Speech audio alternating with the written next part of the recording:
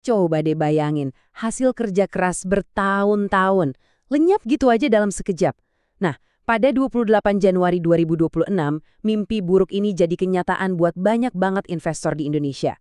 Waktu itu, pasar saham kita anjlok 8% nilainya, cuma dalam hitungan jam. Yap, Anda nggak salah dengar. 8%. Angka ini bukan sekedar statistik loh. Ini adalah gelombang panik yang benar-benar dahsyat. Saking dahsyatnya, sampai semua aktivitas perdagangan harus dihentikan paksa buat mencegah keruntuhan total. Tapi masalahnya tuh lebih dalam dari sekedar kerugian sehari loh. Ada 60 miliar dolar dana asing yang sekarang ini ada di ujung tanduk. Silap ditarik keluar kapan aja. Kalau ini sampai terjadi, dampaknya bisa merembet kemana-mana. Ke nilai rupiah, harga barang-barang, bahkan ke lapangan kerja kita. Oke, sekarang mari kita bedah krisis ini sama-sama. Kita akan lihat detik-detik kejatuhannya, kita ungkap apa pemicu utamanya, kita gali akar masalah yang ternyata udah tersembunyi puluhan tahun, kita lihat konsekuensi masifnya, dan terakhir, kita coba pahami pilihan kritis apa yang ada di hadapan Indonesia sekarang. Yuk, kita balik lagi ke pagi yang krusial itu. Gimana ceritanya sebuah hari yang biasa-biasa aja bisa berubah jadi mimpi buruk buat pasar modal kita? Mari kita telusuri detik demi detiknya. Semuanya itu berawal dari pengumuman MSCI di malam sebelumnya. Beritanya nyebar kayak api. Begitu bel pembukaan pasar bunyi besok paginya, wush, badai langsung datang. Aksi jualnya brutal banget, cepet banget. Sampai-sampai jam setengah 10 pagi, IHSG udah ambruk 8%. Otoritas bursa udah nggak punya pilihan lain. Mereka harus tekan tombol darurat, hentikan semua perdagangan. Coba deh lihat deh skala kehancurannya. Dari ratusan saham yang ada, 768 diantaranya hancur lebur. Dan cuma segelintir, cuma 28 saham yang selamat. Ini bukan sekedar koreksi pasar biasa, ini adalah tanda para investor udah nyerah total. Istilahnya kapitulasi pasar. Jadi, apa sih yang sebenarnya memicu kepanikan massal ini? Jawabannya, satu keputusan dari satu lembaga. Namanya mungkin jarang Anda dengar, tapi kekuatannya luar biasa. MSCI. Siapa sih MSCI itu? Gini deh, anggap aja mereka itu wasit sekaligus penentu standar buat liga pasar saham global. Mereka lah yang nentuin sebuah negara layak masuk kategori pasar berkembang atau enggak. Nah, status pasar berkembang yang selama ini disandang Indonesia itu ibarat tiket emas yang menarik triliunan rupiah dana investasi asing. Oke, sekarang kita masuk ke inti masalahnya. Sebuah konsep yang namanya free float. Bayangin, sebuah perusahaan itu kayak kue. Nah, free float itu adalah potongan kue yang beneran tersedia buat dibeli publik. Sisanya, ya dipegang erat sama pemiliknya. Masalahnya muncul kalau kita nggak tahu seberapa besar sih potongan kue yang sebenarnya bisa kita beli itu. Dan inilah yang ditemukan MSCI di Indonesia. Data free float kita ternyata keruh banget.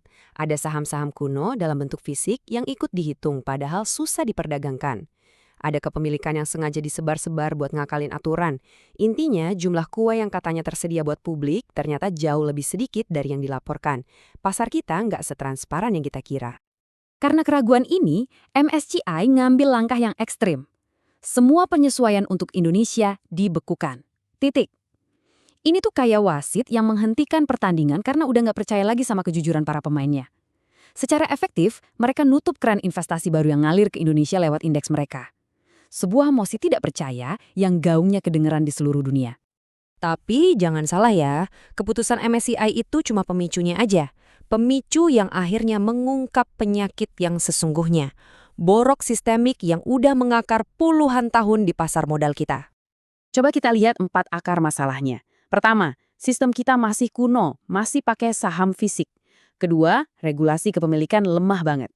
Ketiga, penegakan hukumnya tumpul. Sanksi yang ada itu nggak lebih dari jeweran buat para manipulator. Dan yang paling parah, transparansi data baru dipaksa keluar setelah MSCI kasih ancaman. Semuanya serba telat. Kutipan ini, wah bener-bener nusuk banget. Ini bukan lagi soal teknis atau regulasi. Ini soal kemauan.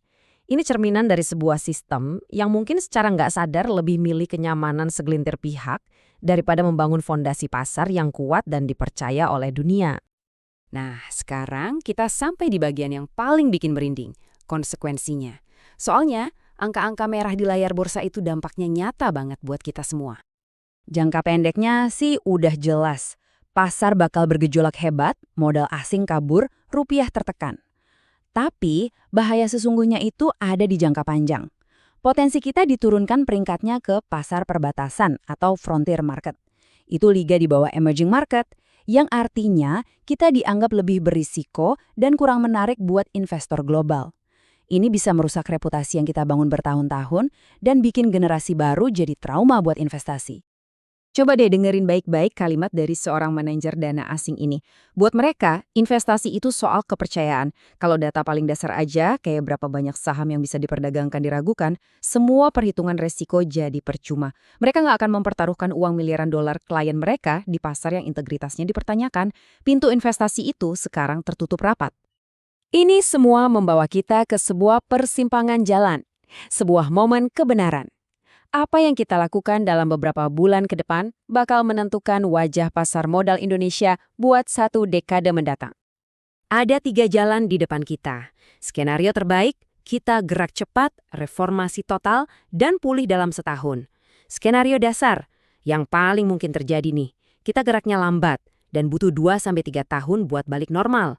Dan skenario terburuk, kita gagal bertindak, status kita diturunkan, dan kita terperosok dalam krisis yang bisa makan waktu sampai 7 tahun buat pulih.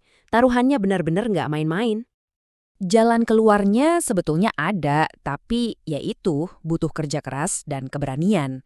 Resepnya jelas, mulai dari tindakan darurat seperti menghapus sistem usang, lalu perkuat aturan dengan sanksi pidana yang tegas, bentuk tim audit independen, sampai yang paling susah, reformasi total budaya tata kelola perusahaan di negeri ini. Pada akhirnya, kita harus sadar nih, ini bukan cuma soal angka indeks yang merah. Ini adalah cermin yang dipaksa ada di hadapan kita semua. Sebuah panggilan bangun yang sangat keras buat seluruh sistem ekonomi kita untuk melihat ke dalam dan memperbaiki fondasinya yang ternyata rapuh.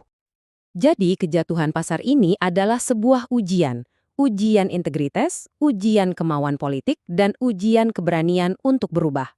Pertanyaannya sekarang bukan lagi apa yang harus dilakukan, tapi apakah kita mau melakukannya? Bola ada di tangan kita. Jadi, akankah Indonesia lulus ujian ini?